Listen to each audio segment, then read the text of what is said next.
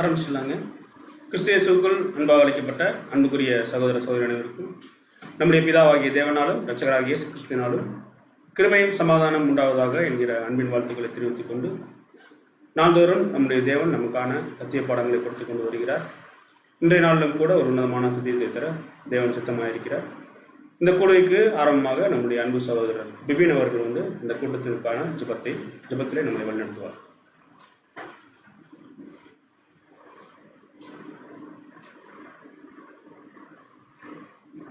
ஜெபம் செய்வோம். மகா இரக்கமும் கிருபையும் அன்பும் நிறைந்த எங்கள் ஒன்றான மெய் தகப்பனே, ஒருவதற்கு துதி ஸ்தோத்திரம் நன்றிகளை எங்கள் இரட்சகரும் மீட்பருமாய் இருக்கிற கிறிஸ்து இயேசுவின் வழியாக ஏறெடுக்கிறோம். அப்பா, நாங்கள் செய்த பாவங்களை எல்லாம் மன்னித்து எங்கள் வாழ்நாட்களில் ஒரு நாளை நீர் எங்களுக்கு கூட்டி கொடுத்து இங்கு சகோதரரும் சகோதரிகளுமாக எங்களை ஒன்று கூட வைத்த உம்முடைய மகா பெரிய கிருபைக்காக ஸ்தோத்திரம் ஏறெடுக்கிறோம். அப்பா, எங்களை உலகத்திலிருந்து பிரித்தெடுத்து உம்முடைய மகா பெரியாதான திட்டத்தையும் அதில் ரகசியங்களையும் அதில் எங்களுக்கும் ஒரு பங்கை வைத்திருக்கிறீரப்பா. அந்த பங்குக்காக உமக்கும் உம்முடைய நேசகுமாரனுக்கும் துதி ஸ்தோத்திரம் நன்றிகளை ஏறெடுக்கிறோம். அப்பா, இன்றைக்கும் எங்களுக்கு ஒரு சத்திய பாடத்தை நீர் வெளிப்படுத்த சித்தம் வைத்திருக்கிறப்பா. இந்த பேசுகிற தாசனை மறைத்து அது உம்முடைய வார்த்தையாய் வெளிவரட்டும். அதை புரிந்து கொள்வதற்கு எங்களுக்கு பரிசுத்த ஆவியை நீ அளவில்லாமல் தாருமப்பா. அப்பா, இதை நாங்கள் வெறும் கேட்காமல் எங்கள் இருதயத்திலே பதிய வைத்து கொண்டு உமக்கும் உம்முடைய குமாரனுக்கும் சுகந்த வாசனையாய் எங்கள் வாழ்நாட்களை ஓடி முடிக்க நீதாமே எங்களுக்கு தேவையான பரிசுத்த ஆவியை தந்தருளும். அப்பா, இந்த கூட்டம் துவக்கம் முதல் முடிவு வரை உம்முடைய பாதத்தில் வைக்கிறோம். மீதியானதை உம்முடைய கிருபையில் தந்து வழிநடத்த வேண்டுமாய் இந்த சிறிய ஜெபத்தை எங்கள் இரட்சகரும் மீட்பருமாய் இருக்கிற இயேசு கிறிஸ்துவின் வழியாக ஏறெடுக்கிறோம். மகா பெரிய தந்தையே, ஆமென்.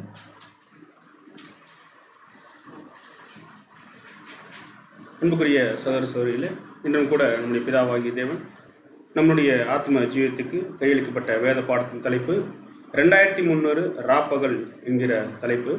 2300 ராப்பகல் என்கிற தலைப்பின் கீழாக நம்முடைய அன்பு சகோதரர் ஜேம்ஸ் பாஸ்கர் அவர்கள் தேவதூதனை வழங்குவார்.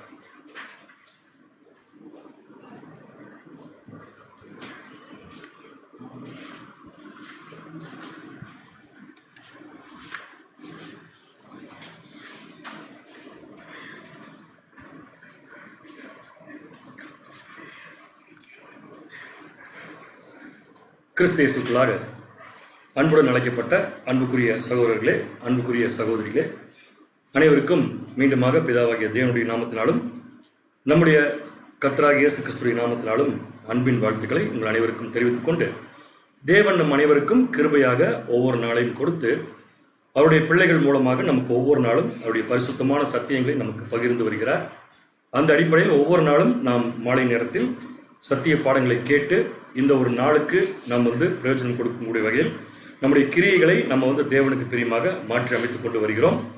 அந்த அடிப்படையில் தொடர்ந்து இன்னைக்கும் ஒரு சப்ஜெக்ட் பார்க்க இருக்கிறோம். ஸோ பாடத்துடைய தலைப்பு ஏற்கனவே உங்களுக்கு வந்துருச்சு, 2300 ராப்பகல் அப்படிங்கிற ஒரு பாடம். ஸோ இது ஒரு தீர்க்க தரிசனம், பழைய ஏற்பாட்டில் சொல்லப்பட்ட ஒரு தீர்க்க தரிசனம். இந்த தீர்க்க தரிசனம் எந்த புஸ்தகத்தில் இருக்குன்னு சொல்லி பார்த்தீங்கன்னா எசேக்கியேல் புஸ்தகத்துக்குள் இருக்கிறது. தானியேல் பார்க்கல, எல்லாம் அலர்ட்டாக இருக்கீங்களா பார்க்கறதுக்காக கேட்டேன். ஸோ கரெக்டான பதில் தானியேல் தீர்க்க தரிசன புஸ்தகத்துக்குள்ளே இருக்கக்கூடிய ஒரு தீர்க்க தரிசனம் 2300 ராப்பகல். ஸோ இதை நம்ம இன்றைக்கே முடிக்க போகிறதில்ல. இன்றைக்கி நம்ம பார்க்க போகிறது இதில் பார்ட் நம்பர் 1. ஸோ நாளைக்கு பார்ட் 2 பார்க்க போகிறோமான்னு கேட்காதீங்க, நாளைக்கு இல்லை. இதோடைய செகண்ட் பார்ட், கடைசி பார்ட் நம்ம எப்போ பார்க்க போகிறோம்னு பார்த்தீங்கன்னா நெக்ஸ்ட் ஃப்ரைடே நம்ம பார்க்க போகிறோம். ஸோ இன்றைக்கி நம்ம இந்த சப்ஜெக்ட் ஆரம்பிக்க போகிறோம். இந்த சப்ஜெக்டை நம்ம தொடர்ந்து கவனிச்சுட்டே வந்தால் தான் 2300 ராப்பகல் என்னங்கிறது நமக்கு புரியும். ஆகவே நம்ம முதல் வாரத்திலிருந்து நல்லா கூர்மையாக கவனிக்கும்படியாக கேட்டுக்கொள்ளப்படுகிறது. ஸோ இந்த தீர்க்க தரிசனத்தை நம்ம பார்க்கறதுக்கு முன்னாடி கம்பல்சரியாக சத்தியத்தில் இருக்கக்கூடிய பிள்ளைகள் தெரிந்து கொள்ள வேண்டிய சில முக்கியமான விஷயங்கள் இருக்கு. இந்த ப்ராஃபஸி நமக்கு புரியணும்னா நம்ம தெரிந்து கொள்ள வேண்டிய சில முக்கியமான காரியங்கள் இருக்கு. அதை எல்லாத்தையும் நான் சொல்றேன், நோட் பண்ணிக்கோங்க. முதல் விஷயம் நமக்கு தெரிய வேண்டியது என்னன்னு பார்த்தீங்கன்னா, 1 day = 1 year. இதை மறந்துடக்கூடாது இன்னைக்குமே. இது எங்கேயோ கேள்விப்பட்ட மாதிரி இருக்கா? 1 day = 1 yearனா தேவன் தன்னுடைய பரிசுத்த எழுத்தாளர்கள் மூலம் வேதத்தில் தீர்க்க தரிசனங்கள் எழுதும்போது அதில் காலக்கணக்கை பற்றி சொன்னார்னா, அது தண்டனையின் காலமாக இருந்துச்சுன்னா அது கண்டிப்பாக ஒரு நாள்னு சொன்னார்னா நம்ம எப்படி எடுத்துக்கணும்? 1 வருஷம். இதுக்கெல்லாம் நான் விளக்கம் பார்க்க வேண்டியதில்லை நான் நினைக்கிறேன். இதெல்லாம் நம்ம ஏற்கனவே பார்த்துட்டோம். 1 day = 1 year தெரிஞ்சுக்கிட்டா போதும். விளக்கங்கள் நம்ம ஏற்கனவே பேசிக்கலி நம்ம படிச்சிட்டோம். அடுத்தது நம்ம தெரிந்து கொள்ள வேண்டிய முக்கியமான விஷயம், தானியேல் புஸ்தகத்தை சில நம்ம ஏற்கனவே பேசிக் சப்ஜெக்ட் நம்ம பார்த்துருக்கோம். அதில் தானியேல் 2ஆம் அதிகாரத்தில் வந்த ஒரு தரிசனம். யாருக்கு வந்த தரிசனம் அப்படின்னு சொல்லி பார்த்தீங்கன்னா, நேபுகாத் நேச்சார் அப்படிங்கிற பாபிலோன் ராஜாவுக்கு வந்த தரிசனம். பார்க்கலாம், டக்குன்னு சொல்லுங்க பார்க்கல. இது நமக்கு தெரியாத விஷயம் கிடையாது. அதனால் இந்த விஷயத்தை தெரியாமல் நம்ம 2300 ராப்பால் நமக்கு கண்டிப்பாக புரியாது. ஸோ முதல்ல ஒரு சிலையை பார்த்தாரு. அந்த சிலையினுடைய தலை என்ன மெட்டீரியல்? கோல்டு. அதனுடைய மார்பும் புயங்களும் சில்வர், ஓகே, வெண்கலம். அடுத்தது வயிறும் தொடையும், நானும் முன்னாடியே சொல்லிட்டு போட்டிருக்கேன் சார், வெண்கலம். அடுத்தது கால்கள் இரும்பு, பாதம் பாதி இரும்பு பாதி களிமண், இல்லைங்களா? இது ஒவ்வொரு ராஜ்யங்களை பற்றின கனவு. இதுல முதல்ல பார்த்த அந்த கோல்டு அப்படிங்கிறது எந்த ராஜ்யத்தை குறிக்கும்? ஆர்டர் மறந்துடக்கூடாது, பாபிலோன் ராஜ்யம். அதுக்கப்புறம் அதோட கொஞ்சம் கீழ்த்தரமான ராஜ்யம் எதுன்னு பார்த்தீங்கன்னா மேதோ பெர்ஷிய ராஜ்யம். மேதோ பெர்ஷிய ராஜ்யத்துக்கு அப்புறம் வந்தது என்ன ராஜ்யம்? கிரேக்க ராஜ்யம், கிரீஸ், கிரேக்க ராஜ்யம். கிரேக்க ராஜ்யத்துக்கு அடுத்தது என்னன்னு பார்த்தீங்கன்னா ரோம ராஜ்யம். ரோம ராஜ்யத்திலிருந்து வந்ததான் என்னன்னு பார்த்தீங்கன்னா இன்னைக்கு இருக்கக்கூடிய உலக நாடுகள், அதான் பாதம்.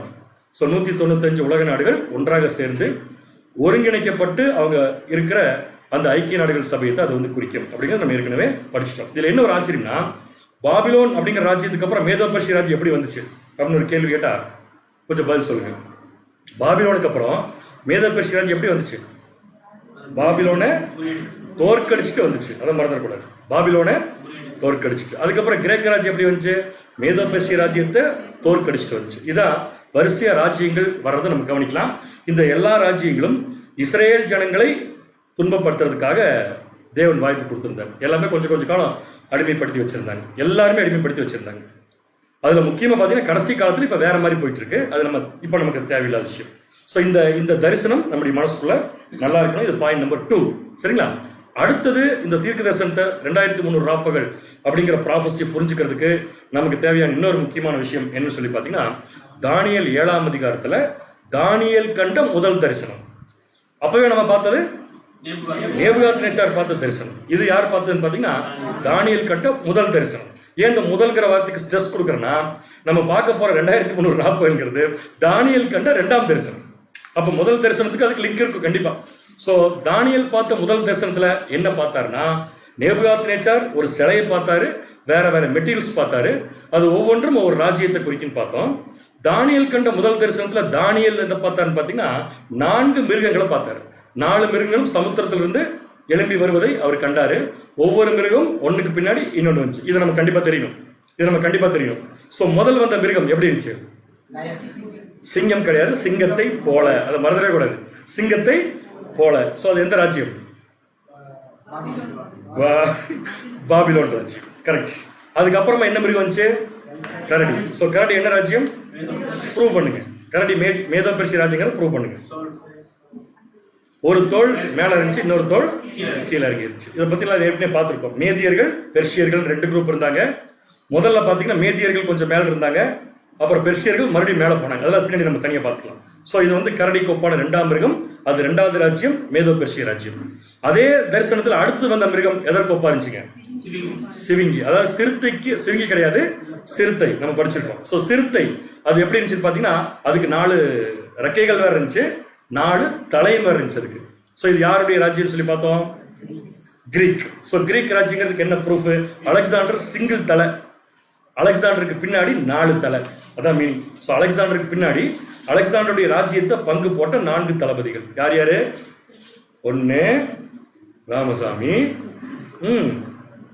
இவ்வளவு தூரம் நாங்கள் சொல்றதே பெரிய விஷயம் இல்லையா? பார்க்கல யார் சொல்றீங்கட்டு. 4 தளபதிகள் பேர் சொல்லுங்க பார்க்கலாம். டாலமி, லிசிமேக்கஸ், கொஞ்சம் வந்துட்டீங்க, செல்யூக்கஸ், ஒன்னே ஒண்ணுதான், கசாண்டர். 4 பேர் ஞாபகம் வச்சுக்கோங்க. ஸோ அந்த தளபதிகள் தான் 4 தலைகள் மாதிரி இங்கே சித்தரிக்கப்பட்டிருக்கு. ஸோ ரோம ராஜ்யத்துக்கு அடுத்து வந்த ராஜ்யம் எதுன்னு சொல்லி பார்த்தீங்கன்னா கிரேக்க ராஜ்யத்துக்கு அடுத்து வந்த ராஜ்யம் எதுன்னு சொல்லி பார்த்தீங்கன்னா ரோம ராஜ்யம். அந்த ரோம ராஜ்யத்தின் காலப்பகுதியை தானியேல் தரிசனத்துல பார்க்குறப்ப ஒரு மிருகம் வந்துச்சு. ஆனா அந்த மிருகத்தை தானியேல் எது கூடயுமே கம்பேர் பண்ணல. ஏன்னா அந்த மாதிரி ஒரு மிருகத்தை தானியேல் இது வரைக்கும் யார்கிட்டயுமே பார்த்ததில்லை. அந்த மிருகத்துக்கு என்ன இருந்துச்சு? 7 தலை 10 கொம்பு. இதெல்லாம் நம்ம கிளியரா படிச்சிருக்கிறோம். ஸோ போப்பு மார்க்கத்துடைய ஆதிக்கம் ரோம சாம்ராஜ்யத்துல வந்து, ரோம சாம்ராஜ்யத்துல வளர்ந்து, ரோம சாம்ராஜ்யத்தை முறியடிச்சதே போப்பு மார்க்கம் தான். அது இந்த சப்ஜெக்ட்ல நம்ம தெளிவா பார்க்க போறோம். எதுக்கு பேர் இதெல்லாம் சொல்லிட்டு இருக்கீங்கன்னா, இப்போ நம்ம பார்க்க போற 2300 ராப்புகளுக்கு இதெல்லாம் தேவை. ஸோ எதெல்லாம் தேவைன்னு பார்த்தோம். Number 1, 1 day equal to 1 year. மறந்துடக்கூடாது. 2வது பாயிண்ட், நேபுகாத்நேச்சருடைய தரிசனம் உலக நாடுகளுடைய வரிசை.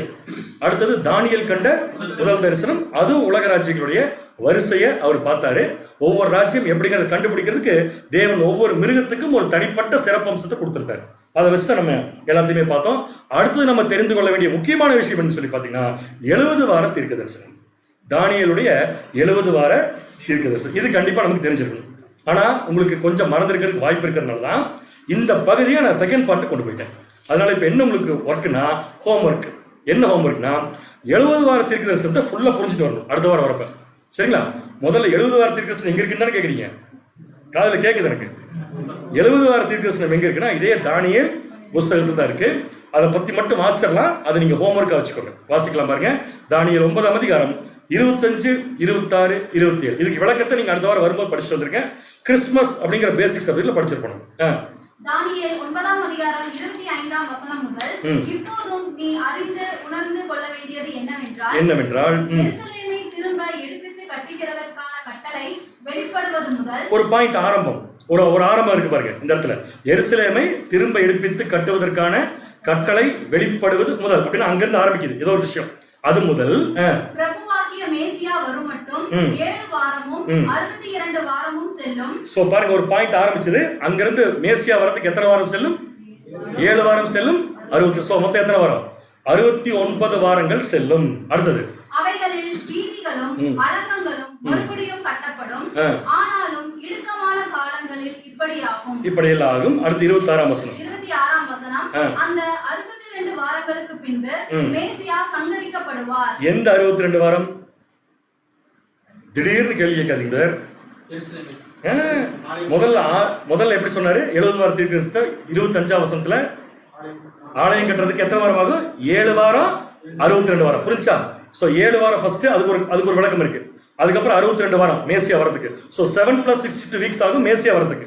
இப்ப 26ஆம் வசனத்துல என்ன சொல்றாருன்னா, அந்த 62 வாரம்னா செகண்ட் இருக்கிற 62 வாரத்துக்கு பின்னாடினா 69 வாரத்துக்கு பின்னாடி தான், வேற ஒன்றும் மாற்றம் இல்ல. சோ 62 கடைசியா சொன்னதுனால அங்கிருந்து ஆரம்பிக்கிறார். அந்த 62 வாரங்களுக்கு பின்பு மேசியா சங்கரிக்கப்படுவார். மேசியா யாருங்க? நம்முடைய ஆண்டவராகிய இயேசு கிறிஸ்து சங்கரிக்கப்படுவார். அடுத்தது நமக்காக அல்ல, நகரத்தையும் பரிசுத்த ஸ்தலத்தையும் வரப்போகிற பிரபுவின் ஜனங்கள் அழித்து போடப்படுவார்கள். அதன் முடிவு ஜலப்பிரவாகம் போல இருக்கும். முடிவு பரியந்தம் யுத்தமும் நாசமும் உண்டாக நியமிக்கப்பட்டது. 27ஆம் வசனம், அவர் ஒரு வாரம் அளவும் அநேகருக்கு உடன்படிக்கையை உறுதிப்படுத்தி. எந்த ஒரு வாரம்? டோட்டல் 70 வீக்ஸ்ல 69 வாரத்துக்கு கணக்கு சொல்லியாச்சு. அதுல மிச்சம் இருக்கிற ஒரு வாரம், அந்த ஒரு வாரம் அளவும் என்ன பண்ண போறாரு அவரு? மேசியா உடன்படிக்கையை உறுதிப்படுத்தி அந்த கடைசியா இருக்கிற ஒரு வாரத்துல பாதி 3.5 வாரம் அப்படிதான் சொல்லணும். 3.5 நாள். ஏன்னா ஒரு வாரம் தான் பாக்கி இருக்கு. ஒரு வாரத்துல பாதி 3.5 நாள் சென்ற போது, அந்த வாரம் பாதி சென்ற போது பலியையும் காணிக்கைகளையும் ஒழிய பண்ணுவார். போதும். சோ இந்த ப்ராபசிய நீங்க நல்லா அண்டர்ஸ்டாண்ட் பண்ணிருப்பீங்க நான் நினைக்கிறேன். அதை நான் அண்டர்ஸ்டாண்ட் பண்ணணும் இல்லையா? அதுக்காக என்ன பண்றேன்னா, தயவு செஞ்சு அடுத்த வாரம் இதோட செகண்ட் பார்ட் பாக்குறப்ப இந்த விளக்கத்தை நீங்க டக்குன்னு சொல்லணும். 7 வாரம்னா என்ன, 62 வாரம்னா என்ன, மேசியா அப்படின்னா என்ன, மேசியா சங்கரிக்கப்படுறதுனா என்ன, 70 வாரத்துக்கு கணக்கு சொல்லணும். வேற ஒன்றும் இல்லை, நான் கேட்கறது டோட்டல் 70 வீக்ஸ் கணக்கு சொல்லணும். இந்த கணக்கு சொன்னா தான் 2300 ராப்புகள் டேலி ஆகுது. சரிங்களா? ஸோ இப்போ நம்ம பார்க்க வேண்டிய விஷயங்கள், பார்த்து வர வேண்டிய விஷயங்கள் எல்லாத்தையுமே பார்த்தாச்சு. இப்போ நேரம் எங்க போக போறோம்னா 2300 ராப்பகல்ங்கிற வசனத்துக்குள்ள போக போறோம். டைரக்டா வசனத்தை எடுத்து முன்னாடி வைக்கிறேன், யாரும் பயந்துட வேண்டாம். இந்த வசனத்துக்கு விளக்கம் பார்க்கறதுக்கு தான் நம்ம எங்க போக போறோம்னு படிக்க போறோம். வாசிக்கலாம். தானியேல் 8ஆம் அதிகாரத்துல இந்த விஷயம் இருக்கு. தானியேல் 8ஆம் அதிகாரம் 14ஆம் வசனம் வாசிங்க. தானியேல் 8ஆம் அதிகாரம் 14ஆம் வசனம். அவர் என்னை நோக்கி, யாரெல்லாம் தெரியல, ஆனா யாரோ ஒருத்தர் தானியேலை நோக்கி, யாரை நோக்கி? தானியேலை நோக்கி 2300 ராப்பகல் செல்லும் வரைக்கும் இருக்கும். பின்பு பரிசுத்த ஸ்தலம் சுத்திகரிக்கப்படும். சரி, இப்ப நான் உங்ககிட்ட கேள்வி கேட்கிறேன். பரிசுத்த ஸ்தலம் சுத்திகரிக்கப்படணும்னா எத்தனை நாள் போகணும்? 2300 ராப்பகல் போகணும். இப்ப நமக்கு என்ன புரியல, என்ன புரிஞ்சிருச்சு? முதல்ல பரிசுத்த ஸ்தலம் சுத்திகரிக்கப்படணும் என்ன அர்த்தம்? பரிசுத்த ஸ்தலம் என்ன இருக்குது? அசுத்தமா இருக்குது. பரிசுத்த ஸ்தலம் அசுத்தமா இருக்குது. அத தேவன் தானியேலுக்கு காமிச்சிருக்காரு. எங்கேயோ புரியுது உங்களுக்கு? பரிசுத்த ஸ்தலம் அசுத்தமா இருக்கிறது தேவன் தானியேலுக்கு காமிச்சிருக்காரு. தானியேலுக்கு கவலை வந்து தேவனை எப்பத்தான் சுத்தமாகும் அப்படின்னு கேட்கறதுக்கு தேவன் பதில் கொடுக்கிறாரு. எத்தனை நாள் ஆகும்? 2300 ராப்பகல். அது என்ன 2300 ராப்பகல்? ரா பகல், ரா பகல் என்ன, எப்படி புரிஞ்சுக்கிறது? 2300 நாள், அவ்வளவுதான். சோ 2300 நாள், அதையே ராப்பகல் சொல்லியிருக்காரு. நான் அப்புறம் பார்க்கலாம், சரிங்களா? சோ 2300 நாள் சொல்லுன்னு சொன்னா இப்போ உடனே நமக்கு என்ன கேள்வி வரும்னா, இந்த 2300 ராப்பகல் எங்க ஆரம்பிக்குது, எங்க முடியுது அப்படின்னு கண்டுபிடிக்கணும்னா ஒரு வசனத்துல அதுக்கு விடை கண்டுபிடிக்க முடியாது. தேவன் தானியேலுக்கு என்ன காமிச்சாரோ அதை நம்ம பார்க்கணும். ஏன்னா தானியேலுக்கு ஒரு கேள்வி வந்துருச்சு. என்ன கேள்வி? பரிசுத்த ஸ்தலம் அசுத்தமா இருக்கு, அதை தானியேல் பார்த்துட்டாரு. அப்ப தானியேல் பார்த்த விஷயத்தை முதல்ல நம்ம பார்த்தா தானே இந்த கேள்வி எங்கிருந்து வருதுன்னு நமக்கு தெரியும். அப்ப தானியேல் இதை எங்கிருந்து பார்த்தாரோ அதை நாமளும் மறுபடியும் என்ன பண்ணணும், பார்க்கணும். சோ தானியேல் இந்த விஷயம் எங்க பார்த்தாருன்னா தானியேல் தீர்க்கதரிசன புஸ்தகம் 8ஆம் அதிகாரம். சோ இன்னைக்கு நம்ம படிக்க போறது தானியேல் தீர்க்கதரிசனம் புஸ்தகம் 8ஆம் அதிகாரத்துல ஒரு பகுதியை மட்டும் படிக்க போறோம். அடுத்த பகுதி அடுத்த வாரத்துக்கு நம்ம வச்சிடறோம். அதுதான் 2300 ராப்பகல் விளங்கும். ஓகே. சோ முதல்ல 8ஆம் அதிகாரம் படிக்கிறதுக்கு முன்னாடி 8ஆம் அதிகாரத்தை எத்தனை பிரிவா பிரிக்கலாம்னு படிச்சுக்கலாம். ஏன்னா அப்பதான் நம்ம ப்ராஃபஸி ஈஸியா இருக்கும் படிக்கிறது. நம்ம எங்க இருக்கோம் நமக்கு கரெக்டா தெரியும், சரிங்களா?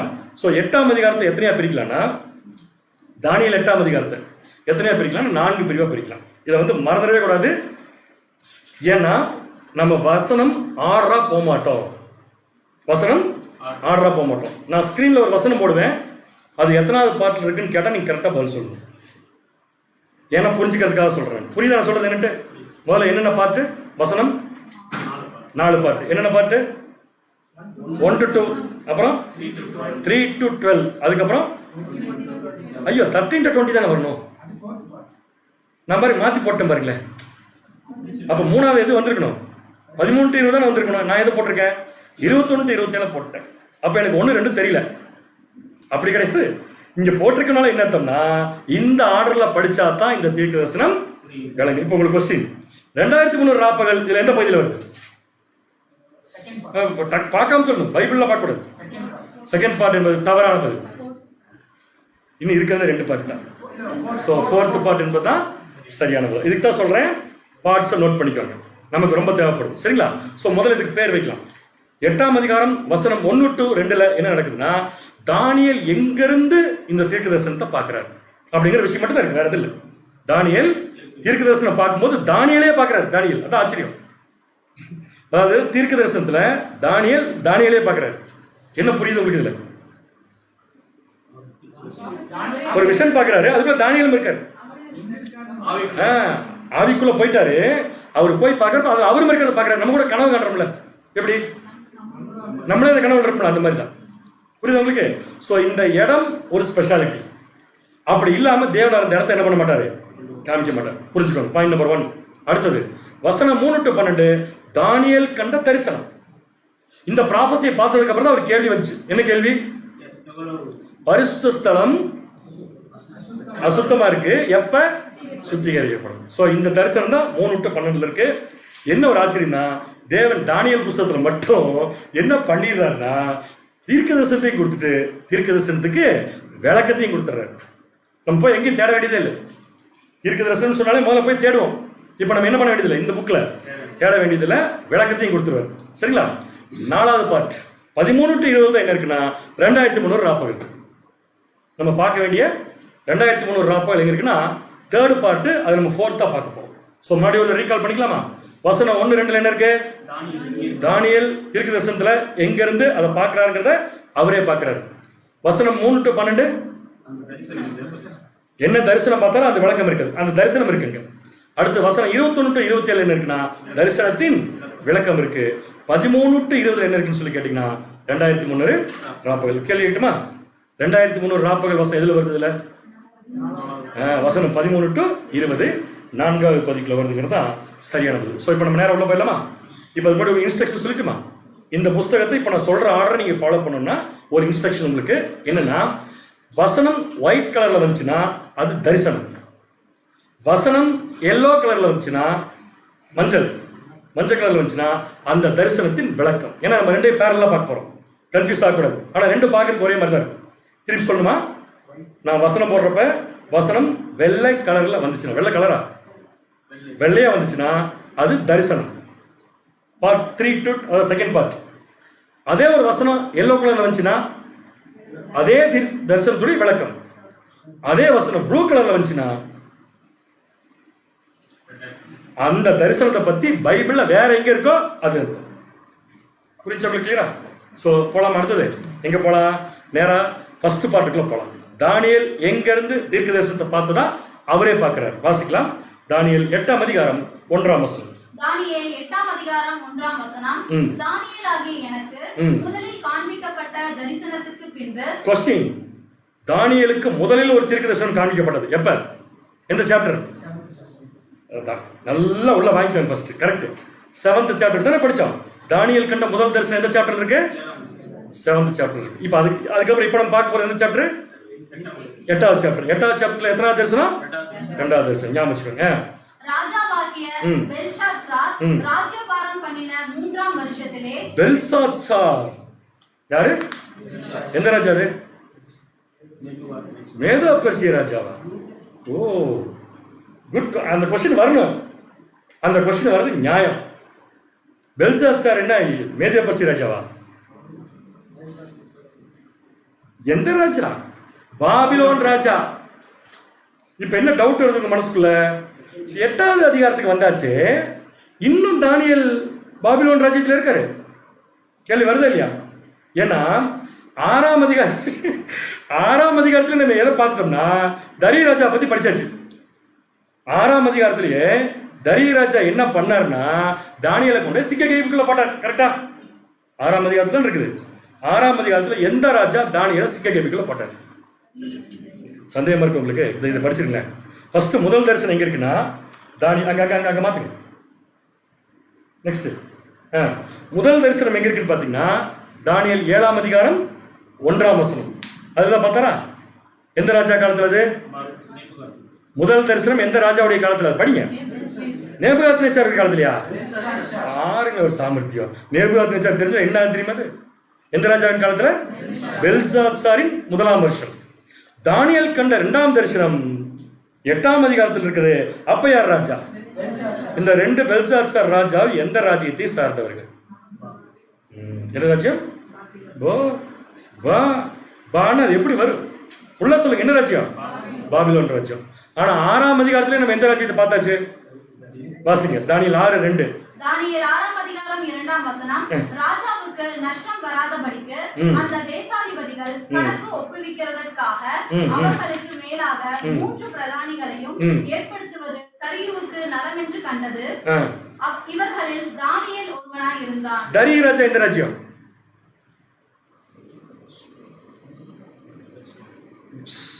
இது ஒரு சவுண்ட் வருது எனக்கு இருக்குது. தரிய ராஜா எந்த ராஜ்யம் கேட்டேன்? மேதோ பெர்சிய ராஜ்யம். கரெக்டா? அப்ப 6ஆம் அதிகாரத்துல மேதோ பெர்சிய ராஜ்யம் ஆரம்பிச்சிருச்சு. 7ஆம் அதிகாரத்துல மறுபடியும் பாபிலோன் ராஜ்யம் வருது. இந்த கொஸ்டின் வரணும்.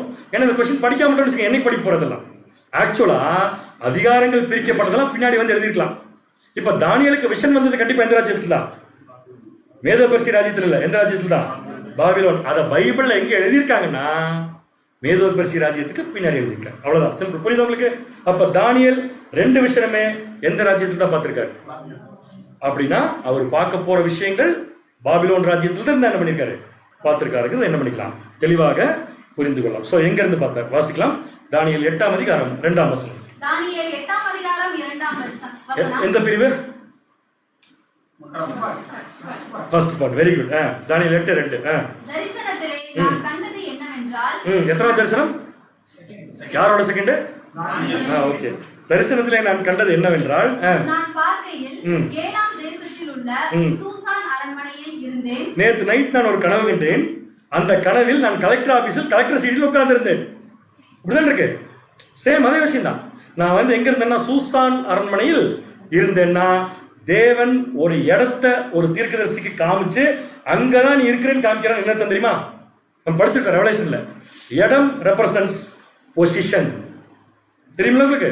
ரெவலேஷன்ல படிச்சிருக்கோம். ஒரு இடம்னா அது ஒரு பொசிஷன். புதிய எருசலேம்ங்கிறது ஒரு இடமா இல்லையா? அது ஒரு பொசிஷன் தான். அந்த மாதிரி தான். ஸோ ஏதோ ஒரு பொசிஷன்ல கொண்டு போய் தேவன் யாரை வச்சிருக்காரு? இப்ப தானியேலை வச்சிருக்காரு. அந்த பொசிஷன் என்னன்னு சொல்லி பாத்தீங்கன்னா சூசான் அரண்மனையில் என்ன பண்ணிருக்காரு? அவரு இருந்திருக்காரு. அங்க எங்க இருந்தாரு? அங்கே நான் ஊலா என்னும் ஆற்றங்கரையில் இருந்ததாக தரிசனத்திலே கண்டேன். ஆக்சுவலா இந்த வசனத்துக்குரிய ஆவிக்குரிய விளக்கத்தை தனியா பார்க்கணும்னா அது சாப்டர் வைஸ் பார்க்கும்போது படிச்சுக்கலாம். இப்ப வேண்டாம். இப்ப நமக்கு முக்கிய சூசான் அரண்மனையில் இருந்தாரு. சூசான் அரண்மனை எந்த ராஜ்யத்துல வந்துச்சு? அது அவங்களே போய் கேட்கணும். எங்களை கேட்டா நெகேமியான்னு பின்னாடி ஒருத்தர் வந்தாரா? பின்னாடி எதுக்கு பின்னாடி? தானியேலுக்கு பின்னாடி வந்தாரா ஒரு யூதன். அவர் எந்த ராஜ்யத்தில் இருந்தாரு? பாருங்க, இந்த விஷயத்துல எல்லாம் நம்ம தெளிவா இருந்தா தான் இந்த ப்ராசஸ் எல்லாம் நமக்கு அண்டர்ஸ்டாண்ட் ஆகும். அர்த்த சாஸ்திரா ராஜா கேள்விப்பட்டது இல்லையா? எந்த ராஜ்யம் அது? மேதோ பெர்ஷிய ராஜ்யம். மறந்துடக்கூடாது. சோ மேதோ பெர்ஷிய ராஜ்யத்துல தான் இந்த சூசான் அரண்மனை இருந்துச்சு. வாசிக்கலாம் பாருங்க. நெகேமியா 1ஆம் அதிகாரம் 1ஆம் வசனம். நெகேமியா 1ஆம் அதிகாரம் 1ஆம் வசனம். அகலியாவின் குமாரனாகிய நெகேமியாவின் நடபடிகள் 20ஆம் வருஷம் கிஸ்லேயு மாதத்தில் நான் சூசான் என்னும் அரண்மனையில் இருக்கும்போது சம்பவித்தது என்னவென்றால். அப்ப நெகேமியா எந்த அரண்மனையில் இருந்திருக்காரு? அப்ப சூசான் அரண்மனை எந்த ராஜ்யத்தில் இருந்திருக்கு? அப்படின்னா தானியேல் விஷன் பாக்குறப்ப எங்க போயிட்டாரு? மேதோ பெர்ஷிய ராஜ்யத்துக்கு போயிட்டார். புரியுது உங்களுக்கு? அப்படின்னா தானியேலுக்கு தேவன் காண்பிக்க போற தீர்க்க தரிசனம் எங்க இருந்து ஆரம்பிக்க போகுது? மேதோ பெர்ஷிய ராஜ்யத்துல இருந்து ஆரம்பிக்க போகுது. புரியுது உங்களுக்கு? ஆனா தானியேல் எங்க இருந்து பார்த்தாரு? ஒரிஜினல் பாடி பாபிலோன் ராஜ்யத்திலிருந்து கனவு காண்றாரு. எங்க இருந்து தீர்க்க தரிசனம் ஸ்டார்ட் ஆகுதுன்னா மேதோ பெர்ஷிய ராஜ்யத்திலிருந்து ஸ்டார்ட் ஆகுது. இந்த ஒரு பேரை வச்சு அதை கண்டுபிடிச்சிடலாம். மற்ற விளக்கங்கள் நமக்கு வேண்டாம். நம்ம 2300 ராப்புகளுக்கு மற்ற விளக்கங்கள் நமக்கு தேவையில்லை. சரிங்களா? சோ 2ஆம் வசனத்தோட இந்த பார்ட் முடிச்சது. அடுத்தது நம்ம செகண்ட் பார்ட்டுக்குள்ள போறோம். செகண்ட் பார்ட் என்ன? 8ஆம் அதிகாரத்துடைய செகண்ட் பார்ட் என்ன? தரிசனம். சோ தரிசனத்துல அவர் என்ன பார்க்கிறார்? வாசிக்கலாம். தானியேல் 8ஆம் அதிகாரம் 3ஆம் வசனம் 4ஆம் வசனம். தானியேல் 8ஆம் அதிகாரம் 3ஆம் வசனம் மற்றும் 4ஆம் வசனம். நான் என் கண்களை ஏறெடுத்து பார்த்தேன். யாரது? தானியேல். என்ன பார்த்தாரு? தரிசனம் பார்த்தாரு. எங்க இருந்து பார்த்தாரு? சூசான் அரண்மனை. என்ன புரிஞ்சுக்கலாம் இப்ப நம்ம? It starts from Medo Persian ராஜ்யம். ஓகே, க்ளூ கொடுத்து உங்களுக்கு க்ளூ கொடுத்தாச்சு. அவர் பார்க்கிற தரிசனம் எங்க இருந்து ஆரம்பிக்க போகுது? அவ்வளவுதான். இப்ப நீங்க ஈஸியா கண்டுபிடிச்சிடலாம். சரிங்களா? என்ன பார்த்தார்? கண்களை ஏறெடுத்து பார்த்தேன். இதோ 2 கொம்புகள் உள்ள ஒரு ஆட்டுக்கடா. நம்ம ஊர்ல எல்லாம் ஆட்டுக்கடாக்கு ஒரு கொம்பு தான் இருக்கும் இல்லையா? ஆமா, ஆட்டை சாப்பிட்றதோட சரி பார்க்கறதே கிடையாது. ஆட்டுக்கடாக்கு எத்தனை கொம்பு இருக்கும்? 2 கொம்பு தான். அப்புறம் இவரும் பெருசா 2 கொம்புள்ள ஆட்டுக்கடான்னு தனியா சொல்றாரு. அப்ப அந்த கொம்புக்குள்ள ஏதோ ஒரு விஷயம் இருக்கு. கொம்பு இருக்கிறது விஷயம் இல்ல, கொம்புக்குள்ள ஏதோ ஒரு விஷயம் இருக்கு. சரிங்களா? ஒரு ஆட்டுக்கடா, அதுக்கு 2 கொம்பு. ஆற்றுக்கு முன்பாக நின்றது. எந்த ஆற்றுக்கு முன்னாடி? ஊழாய். கரெக்ட். ஊழாய் ஆற்றங்கரையில நிக்கும் போது அதுக்கு முன்னாடி இந்த ஆட்டுக்கடா வந்து என்ன பண்ணிருக்கு? ஆட்டுக்கடாவா வெள்ளாட்டுக்கடாவா? ஆட்டுக்கடா நின்றது. அதின் 2 கொம்புகளும் உயர்ந்தவைகளாய் இருந்தது. அந்த ஆட்டுக்கு 2 கொம்புமே அப்படி இருந்துச்சு, உயர்ந்து இருந்தது. அவைகளில் ஒன்று மற்றதை பார்க்கிலும் உயர்ந்து இருந்தது. உங்களுக்கு க்ளூ தேவையில்லை என்று நான் நினைக்கிறேன். அந்த ஆட்டுக்கு 2 கொம்பு இருந்துச்சு. 2 கொம்புமே அப்படி இருந்துச்சாமா? வசனத்தை கவனிக்கணும். 2 கொம்புமே அப்படி இருந்துச்சு, பெருசா தான் இருந்துச்சு. 2 கொம்புமே. ஆனாலும் ஒன்று மற்றொன்றை பார்க்கல எப்படி இருந்துச்சு? அப்ப ஒரு கொம்பு பெருசு, ஒரு கொம்பு சின்னது இருந்தது. உயர்ந்த கொம்பு பிந்தி முளைத்து எழும்பிற்று. பெருசா இருக்குல கொம்பு, அது 2ஆவதா வந்துச்சு. சிறுசா இருக்குல கொம்பு, அது முதல்ல முளைச்சது. அதான் மீனிங் இருக்கு. ஓகே, அடுத்தது அந்த ஆட்டுக்கடா. 4ஆம் வசனம். அந்த ஆட்டுக்கடா மேற்கும் வடக்கும் தெற்கும் பாய்கிறதை கண்டேன். எந்த டைரக்ஷன் வரல? ஒவ்வொன்றுக்கும் ஒரு விளக்கம் இருக்குல்ல, கண்டிப்பா இருக்கு. கிழக்கு வரல. அப்ப இந்த மிருகம் வந்து கிழக்குல பாயாது. ரைட்? இந்த டைரக்ஷன் வரல, கிழக்கு வரல. ஒரு மிருகமும் அதன் முன்னே நிற்க கூடாது முடியாது இருந்தது. இது வரும்போது ஒரு மிருகம் கூட இதுக்கு முன்னாடி என்ன பண்ண முடியாது, நிக்க முடியாம இருந்துச்சு. அதன் கைக்கு தப்புவிப்பாரும் இல்லை, அது தன் இஷ்டப்படியே செய்து வல்லமை கொண்டது. அதுதான் ராஜா. அந்த மாதிரி தன்னைத்தானே வல்லமையோட கொண்டு வந்து நிறுத்திச்சாமா. சொல்லுங்க பார்க்கலாம், இந்த ஆட்டுக்கடா எதை குறிக்கும்? எப்படி சொல்றீங்க மேதோ பெர்சியா ராஜ்யன்னு? ஒன்னோட ஒண்ணு பெருசான மேதோ பெர்சியா ராஜ்யம் தான். கரெக்ட், எடுத்துக்கலாம். ஏன்னா நமக்கு க்ளூ கிடைச்சிருச்சு, இந்த தரிசனம் எங்க இருந்து ஆரம்பிக்க போகுது, மேதோ பெர்சியா ராஜ்யம். இப்ப பாருங்க, நம்ம கண்டுபிடிக்கிறதுக்கு ஒருவேளை கஷ்டமா இருந்தா கூட தேவனே விளக்கம் கொடுத்துருவாரு. எப்படி தெரியுமா? தரிசனத்தின் விளக்கம். என்ன கலர்? எல்லோ கலர் வந்தா என்ன அர்த்தம்? தரிசனத்தின் விளக்கம். இப்ப நம்ம முதல்ல பார்த்த வசனத்துக்கு இப்ப விளக்கம் பார்க்க போறோம். வாசிக்கலாம். தானியேல் 8:20. தானியேல் 8ஆம் அதிகாரம் 20ஆம் வசனம். நீ கண்ட 2 கொம்புள்ள ஆட்டுக்கடா மேதியா பெர்சியா தேசங்களின் ராஜாக்கள். Very simple. தேவன் இப்ப எனக்கு ஒரு கேள்வி வருது. இதே விஷயத்தான் 2ஆம் அதிகாரத்திலையும் பார்த்தோம், இதே விஷயத்தான் 7ஆம் அதிகாரத்திலையும் பார்த்தோம், இதே விஷயத்தான் 8ல பார்க்கிறோம். 2ஆம் அதிகாரத்திலையும் 7ஆம் அதிகாரத்திலையும் தேவன் இப்படியே விளக்கி சொன்னாரு. இந்த ராஜா விளக்கியா சொன்னாரு? இல்லை. ஏன் இங்க மட்டும் சொல்றாரு? தேவையா இந்த விளக்கம்? அப்படி விளக்கம் கொடுக்கணும் முடிவு வந்து எங்கே கொடுத்துருக்கணும்? முதல்ல கொடுத்துருக்கணும். ஏன் இங்க வந்து தானியேல் கொடுக்குறாரு?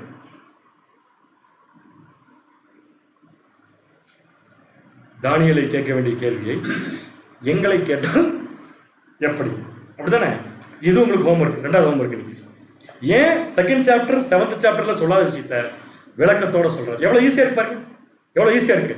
நீ கண்ட 2 கொம்புள்ள ஆட்டுக்கடை வேற எதுவும் இல்லை, எதாங்க? மேதோ பெர்சியா தேசத்தின் ராஜாக்கள். இன்னொரு வசனம் போட போறேன், அது என்ன நீங்க தான் சொல்லணும். என்ன கலர்? ப்ளூ கலர் வந்து என்ன அர்த்தம்?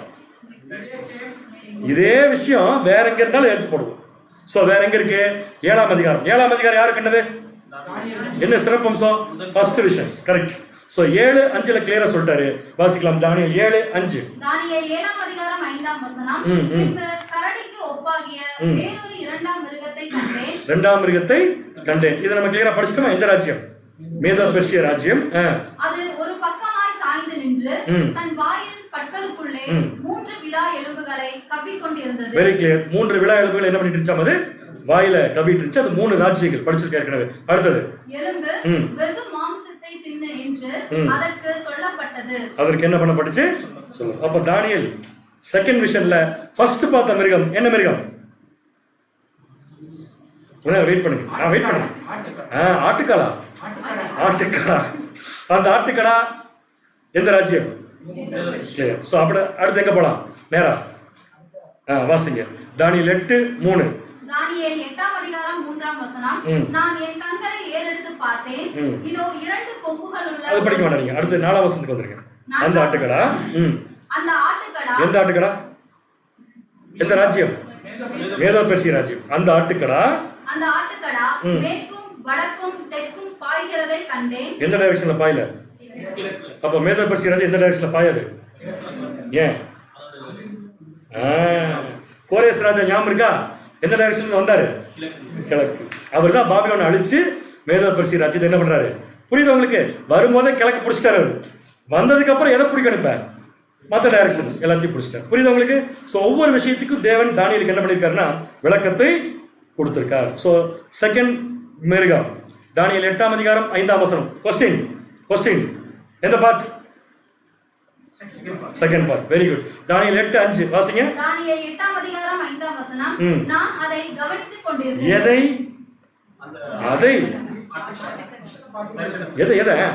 தரிசனத்துல எதை? ஆட்டுக்கடா. என்ன கடா? ஆட்டுக்கடா. அதை கவனித்துக் கொண்டிருக்கையில் இதோ மேற்கே இருந்து ஒரு வெள்ளாட்டுக்கடா நிலத்திலே கால் பாவாமல் தேசத்தின் மீதெங்கும் சென்றது. இப்ப என்ன வச்சு? ஒரு மிருகம், ஒரு டொமஸ்டிக் அனிமல். என்ன வச்சு? வெள்ளாட்டுக்கடா. முதல்ல வந்து என்ன? ஆட்டுக்கடா. இது என்ன கடா? வெள்ளாட்டுக்கடா. புரியுது உங்களுக்கு? சோ வெள்ளாட்டுக்கடா எங்க இருந்து வந்து? மேற்குல இருந்து வந்து. வரும்போது எப்படி வச்சாமா? பாவாமல் இல்ல, படாமல். தமிழ் பைபிள் இருக்கிற மிஸ்டேக் இது. கால் நிலத்துல என்ன பண்ணல? படல. அப்படி வச்சாமா? எது வந்து என்ன பண்ணுச்சு? அந்த வெள்ளாட்டுக்கடாவின் கண்களுக்கு நடுவே விசேஷித்த ஒரு கொம்பு இருந்தது. பாருங்க, இந்த ஆட்டுக்கடாவை பத்தி சொல்றப்ப வெள்ளாட்டுக்கடான்னு பேர் வச்சுட்டு, வெள்ளாட்டுக்கடாவுக்கு ஒரு ஸ்பெஷாலிட்டி என்னன்னு சொல்லி பாத்தீங்கன்னா 2 கொம்பும் இருக்கு. அதே சமயத்துல ஒரு கொம்பு தனியா இருக்கு. அப்படி என்ன அர்த்தம்? யாரோ ஒருத்தர் ஸ்பெஷல், அதான மீனிங். ஒரு கொம்பு தனியா ஸ்பெஷலா நடுவில் நிக்குது. 6ஆம் வசனம், நான் ஆற்றின் முன்பாக நிற்க கண்ட 2 கொம்புகள் உள்ள ஆட்டுக்கடாவின் இடம் மட்டும் அது வந்து தன் பலத்தின் உக்கிரத்தோட அதற்கு எதிராக பாய்ந்தது. இப்ப பதில் சொல்லுங்க. வந்த வெள்ளாட்டுக்கடா என்ன பண்ணுச்சு? ஏற்கனவே ஃபர்ஸ்ட் விஷயம்ல பார்த்தா இல்லையா, எது? ஆட்டுக்கடா. அந்த ஆட்டுக்கடாவுக்கு முன்னாடி போய் என்ன பண்ணிச்சாம இது நின்னுச்சு. எதுக்கு? சண்டை போடுறதுக்கு, அடிக்கிறதுக்கு வந்து என்ன பண்ணிருக்கு? நின்றுக்குது. அடிச்சுதா? சோ முதல்ல வந்தது வெள்ளாட்டுக்கடை, கரெக்டா? அடுத்து வந்தது ஆட்டுக்கடை, கரெக்டா? முதல்ல வந்தது இருக்கு பாத்தீங்க, ஆட்டுக்கடா. ரெண்டாவது வந்தது ஆட்டுக்கடை. எந்த ராஜ்யம்? வெள்ளாட்டுக்கடா. அடுத்து வந்து ஆட்டுக்கடா. சோ ஆட்டுக்கடா அப்படிங்கிறது மேதோ பெர்சிய ராஜ்யம். ஆட்டுக்கடாங்கிற மேதோ பெர்சிய ராஜ்யத்தை எதிர்க்க வந்த வெள்ளாட்டுக்கடா எந்த ராஜ்யம்? அப்படின்னு யார் சொன்னது உங்களுக்கு? தேவனே சொல்றாரு. தானியேல் 8:21. என்ன கலர்? எந்த part? Third part, correct. Okay. 8:21. தானியேல் 8ஆம் அதிகாரம் 21ஆம் வசனம், ரோமமுள்ள அந்த வெள்ளாட்டுக்கடா. ரோமமுள்ள அந்த வெள்ளாட்டுக்கடா. எது ரோமமுள்ள வெள்ளாட்டுக்கடா? அந்த இப்ப செகண்ட் வந்த மிருகம். அந்த அந்த மிருகத்துக்கு என்ன இருக்கு? ரோமமே இருக்காம உள்ள வெள்ளாட்டுக்கடா. கிரேக்க தேசத்தின் ராஜா. Very clear. யார் அது? கிரேக்க தேசத்தின் ராஜா. அதன் கண்களுக்கு நடுவே இருந்த பெரிய கொம்பு அதன் முதலாம் ராஜா. யாருங்க இது? அலெக்சாண்டர். சோ அலெக்சாண்டர் ஒரு தனி கொம்பு. அந்த கொம்புக்கு ஈக்குவலா யாருமே கிடையவே கிடையாது. சோ இந்த மிருகம் வந்துதான், இந்த வெள்ளாட்டுக்கடா வந்துதான் ஆட்டுக்கடாவை அடிச்சு ராஜ்யத்தை என்ன பண்ணிருச்சுது? பூராமே வாங்கிடுச்சு. அப்படி வாங்கினதுக்கு அப்புறம் தான் வாசிக்கலாம். தானியேல் 8:8. எந்த பார்ட்? என்ன கலர்? ஒயிட். என்ன பார்ட்? Second part. அப்படின்னா தரிசனத்தை பார்க்க போறோம். ஏன்னா இந்த தரிசனத்தை இன்னும் நம்ம முடிக்கல. செகண்ட் மிருகத்தின் தரிசனத்தை நம்ம இன்னும் முடிக்கல. வாசிங்க 8:8. தானியேல் 8ஆம் அதிகாரம் 8ஆம் வசனம், அப்பொழுது வெள்ளாட்டுக்கடா மிகுதியும் வல்லமை கொண்டது. என்ன கொண்டது? மிகுதியான வல்லமை கொண்டது. எது? வெள்ளாட்டுக்கடா. எந்த ராஜ்யம்? கிரேக்க ராஜ்யம். அது பலம் கொண்டிருக்கையில் அந்த பெரிய கொம்பு முறிந்து போயிற்று. அச்சோ, அந்த பெரிய கொம்பு யாருன்னு பார்த்தா இப்பதான் அது நல்லா பலமா இருக்கிறப்ப திடீர்னு நினைச்சாமா எது முறிச்சு போச்சு? Alexander out. தெரியுமில்லையா? சீக்கிரத்தை இறந்துட்டாரு. அவர் இறந்தவன என்ன ஆயிடுச்சுன்னா அந்த ஒரு கொம்புக்கு பதிலா யாரு?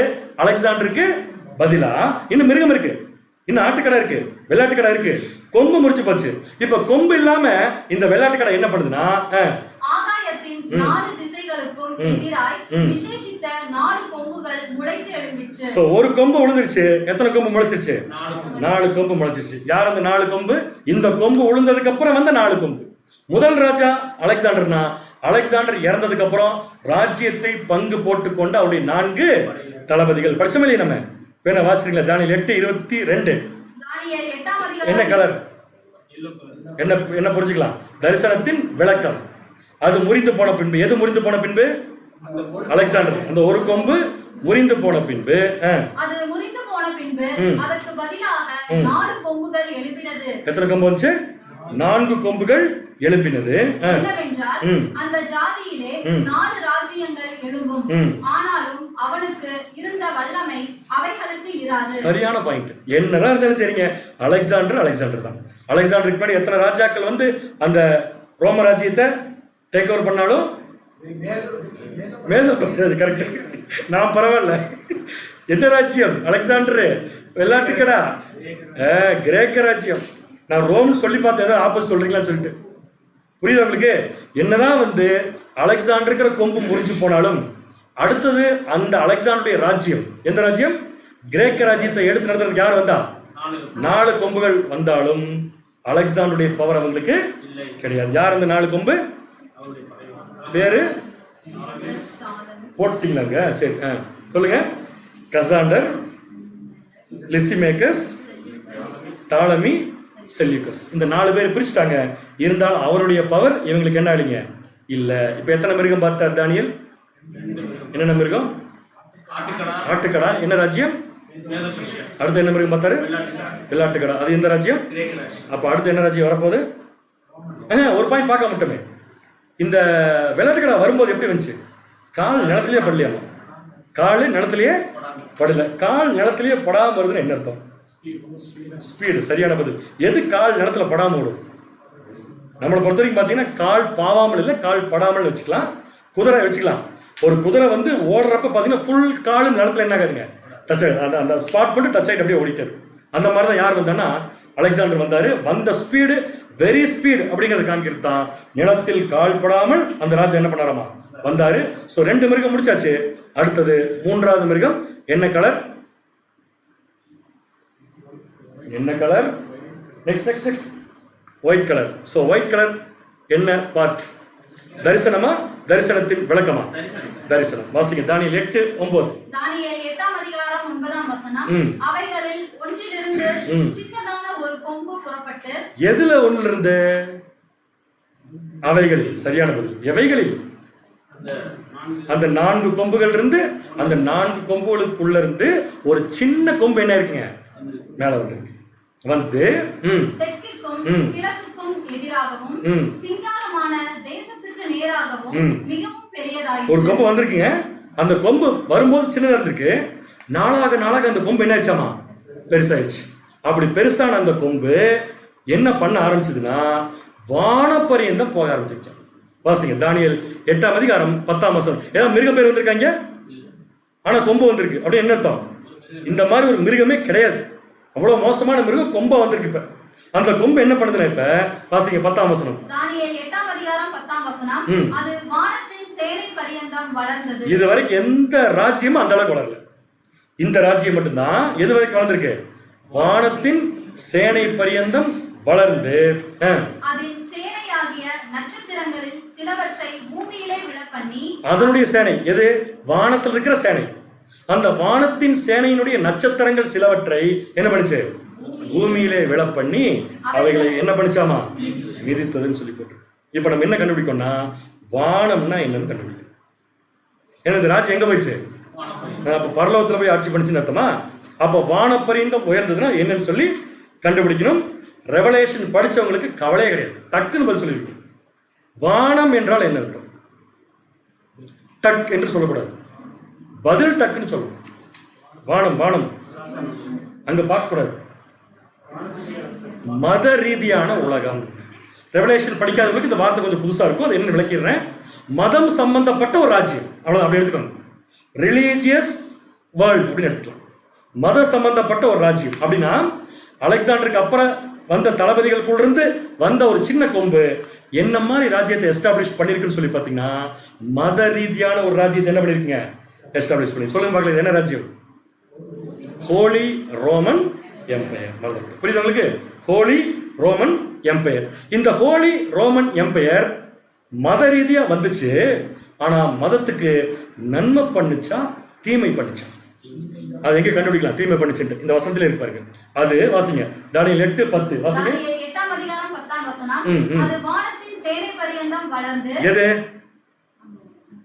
இப்ப நம்ம எப்படி வச்சுக்கலாம்? ஹோலி ரோமன் எம்பையர் வச்சுக்கலாமா? வானத்தின் சேனை பரியந்தம் வளர்ந்து அதன் சேனையாகிய நட்சத்திரங்களில் சிலவற்றை பூமியிலே விழப்பண்ணி அவைகளை மிதித்தது. அது பண்ற ஆக்ஷன் வச்சுட்டு அது நல்லதா கெட்டதா கண்டுபிடிக்க முடியும். இது என்ன ஆக்ஷன் பண்ணுது? எதை மிதிக்குது? சேனைகளின் நட்சத்திரத்தை முதல்ல கீழே தள்ளுது, அப்புறம் மிதிக்குது. முதல்ல கீழே தள்ளுது, அப்புறம் மிதிக்குது. இப்ப வானம் நமக்கு என்ன தெரியும் இல்லையா? என்னது? மத ரீதியான உலகம் இல்லையா? சோ மத சம்பந்தப்பட்ட ஒரு ஆட்சி ஹோலி ரோமன் எம்பையர் என்ன பண்ணுதுன்னா வளர்ந்தது. வளர்ந்து சேனை சேனை சேனை அப்படிங்கிற ஒரு வார்த்தை இப்ப நம்ம நல்லா ஃபெமிலியர் ஆகும். அந்த வார்த்தைகள் அந்த சேனைங்கிறதுனா ஒரு ஒரு குரூப் ஆஃப் பீப்புள் வச்சுக்கலாமா? ஒரு குரூப் ஆஃப் பீப்புள். அந்த குரூப் ஆஃப் பீப்புளை வளர்த்துச்சு. எது அந்த குரூப் ஆஃப் பீப்புள்? யாரும் சொல்ல முடியுமா? கிறிஸ்தவ மார்க்கம். கரெக்டானே? கான்ஸ்டன்டைன் ராஜா வந்து கிறிஸ்டியனா மாறினோன்னா கிறிஸ்தவ மார்க்கம் என்ன ஆயிடுச்சு? நல்லா வளர்ந்துச்சு. ஆனா நல்லா வளர்க்க வேண்டிய கிறிஸ்டியானிட்டிய இந்த மத ரீதியான உலகத்துல ஹோலி ரோமன் பேர் என்ன பண்ணுச்சுன்னா சேனையின் நட்சத்திரம். சேனையார்? கிறிஸ்தவ ஜனங்கள். கிறிஸ்தவ ஜனங்களுக்கு யார் நட்சத்திரம்? நட்சத்திரம் சூரியன் சந்திரன் நட்சத்திரம். படிச்சுமா இல்லையா? நட்சத்திரம் யாரு? அப்போஸ்தலருடைய டாக்ட்ரின்ஸ். அப்போஸ்தலருடைய டாக்ட்ரின்ஸ் என்ன படிச்சாமா? கீழே எடுத்து கீழே போட்டு என்ன பண்ணுது, அதை மிதிக்குது. புரியுது உங்களுக்கு? ஸோ அப்போஸ்தலருடைய சத்தியத்தை இந்த ஹோலி ரோமன் எம்பையர் என்ன பண்ணுதுன்னு பார்த்தீங்கன்னா கீழே போட்டு மிதிக்குது. கரெக்டான? இவங்க உண்மை சத்தியத்தை மிதிச்சாங்கிறதுக்கு ஏற்கனவே ப்ரூஃப் படிச்சிருக்கிறோமா? எங்க படிச்சிருக்கிறோம்?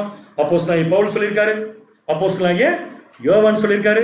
வாசிக்கலாம். 2 தெசலோனிக்கேயர் 2ஆம் அதிகாரம் 3ஆம் வசனம் 4ஆம் வசனம். 2 தெசலோனிக்கேயர் 2ஆம் அதிகாரம் 3, 4 வசனங்கள். எவ்விதத்தினாலும் ஒருவனும் உங்களை மோசம் போக்காதபடிக்கு எச்சரிக்கையாய் இருங்கள். இது சேனைக்கு டைரக்டா கொடுக்கிற இன்ஸ்ட்ரக்ஷன், சொல்லப்போனா வார்னிங். எச்சரிக்கையாய் இருங்கள். ஏனெனில் விசுவாச துரோகம் முந்தி நேரிட்டு கேட்டின் மகனாகிய பாவ மனுஷன் வெளிப்பட்டால் ஒழிய அந்த நாள் வராது. சோ கேட்டின் மகன் பாவ மனுஷன் நமக்கு நல்லா தெரியும், அந்தி கிறிஸ்து. அந்த அந்தி கிறிஸ்து அமைப்பை உருவாக்கி எஸ்டாப்ளிஷ் பண்றதுல ரொம்ப அதிக பங்கு வகிச்ச ராஜ்யம் எதுங்க? ராஜ்யம் ரோமராஜ்யம். மறந்துடக்கூடாது. அந்த ரோமராஜ்யம் தான் இதை தூண்டி விட்டு இப்ப ரோமராஜ்யம் ஹோலி ரோமன் எம்பையரா மாறி சேனையின் நட்சத்திரங்கள் சிலவற்றை என்ன பண்ணிச்சாமா கீழே. நட்சத்திரம் எதை குறிக்கும்? அப்போஸ்தலருடைய சத்தியங்களை கீழே தள்ளி என்ன பண்ணிருக்காங்க, மிதிச்சிருக்காங்க. அவங்க மிதிச்சாங்கன்னு எப்படி புரிஞ்சுக்கலாம்? 4ஆம் வசனம். அவன் எதிர்த்து நிற்கிறவனாயும். எதற்கு எதிர்த்து நிற்கிறவன்? அப்போஸ்தலருடைய சத்தியங்களுக்கு என்ன பண்றாங்க இவங்க? எதிர்த்து நிற்கிறவனாயும். தேவன் எனப்படுவதற்கு எதுவோ ஆராதிக்கப்படுவதெதுவோ அவை எல்லாவற்றுக்கும் மேலாக தம்மை உயர்த்துகிறவனாகி தேவனுடைய ஆலயத்தில் தேவன் போல உட்கார்ந்து தன்னைத்தான் தேவன் என்று காண்பிக்கிறவனாயும் இருப்பான். தன்னைத்தான் தேவன் என்று என்ன பண்ணுவான்? காண்பிக்கிறவனாயும். இதெல்லாம் தானியேலுக்கு தெரியுமா? இப்படி போப்புன்னு ஒருத்தர் வருவார்லாம் தெரியுமா? இருக்கு சுத்தமா தெரியாது. ஆனா அவர் மூலமா தான் தீர்க்கதரிசனம் இப்ப நமக்கு தெரியுது. எல்லாமே கரெக்டா மேட்ச் ஆகுது. இப்ப வாசிக்கலாம். எல்லோ கலர், எல்லோ எந்த பார்ட்? எல்லோ வரலையே. நெக்ஸ்ட் வந்துருச்சு. எல்லோ தேர்ட் பார்ட் என்ன? எதோடைய விளக்கம் பார்க்க போறோம்? 3ஆவதா வந்த ராஜ்யத்துடைய விளக்கம். வாசிங்க இப்ப தானியேல் 8:23. தானியேல் 8ஆம் அதிகாரம் 23ஆம் வசனம்.